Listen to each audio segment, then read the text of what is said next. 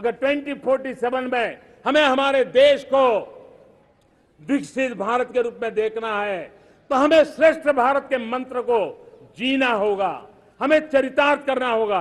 हमारी सर्विसेज होगी तो श्रेष्ठ होगी, हमारे शब्द की ताकत होगी तो श्रेष्ठ होगी, हमारी संस्थाएं होगी तो श्रेष्ठ होगी, हमारी निर्णय प्रक्रियाएं होगी तो श्रेष्ठ होगी।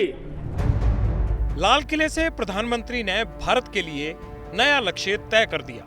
वो हिंदुस्तान को विकसित देशों की कतार में खड़ा करना चाहते हैं। हिंदुस्तान दुनिया की तीसरी सबसे बड़ी इकोनॉमी बन जाए। आने वाले 5 साल में मोदी का गारंटी है, देश पहले 3 वैश्विक इकोनॉमी में अपना जगह ले लेगा। जो शहरों में अपना शहरों में रहते हैं लेकिन किराए के मकान पे रहते हैं, झुग्गी झोपड़ी में रहते हैं, अगर अपना मकान बनाना चाहते हैं तो बैंक से जो लोन मिलेगा उसके ब्याज के अंदर राहत दे करके लाखों रुपयों की मदद करने का हमने निर्णय किया है। विकास निरंतर चलने वाली प्रक्रिया है, लेकिन सवाल ये है कि अगर देश तीसरी बड़ी इकोनॉमी बन गया, 2047 तक आर्थिक महाशक्ति में तब्दील हुआ, तो इससे आम आदमी को क्या फायदा होगा भी या नहीं? क्या वाकई 140 करोड़ वाले मुल्क में शिक्षा, रोजगार, स्वास्थ्य, इंफ्रास्ट्रक्चर और लोगों के जीवन स्तर में सुधार होगा, या अभी ये दूर की कौड़ी है? हम जो कहा जा रहा है कि अगले 5 साल में हम तीसरी बड़ी अर्थव्यवस्था बढ़ जाएंगे, वो आज की रफ्तार में नहीं हो सकता है। और खासकर जो अगर आप अनऑफिशियली जो अनऑर्गेनाइज सेक्टर में गिरावट है उसको अगर जोड़ लें तो बिल्कुल ही संभव नहीं है।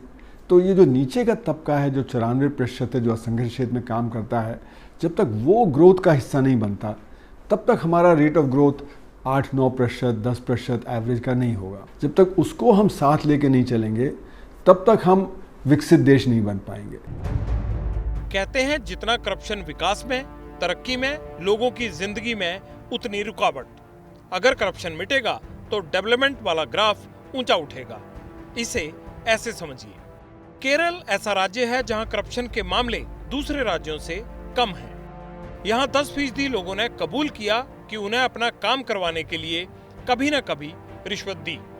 50% लोगों का कहना है कि उनका काम बिना रिश्वत दिए ही हो गया, जबकि 40% लोगों ने बताया कि उन्हें काम करवाने के लिए रिश्वत देनी ही नहीं पड़ी।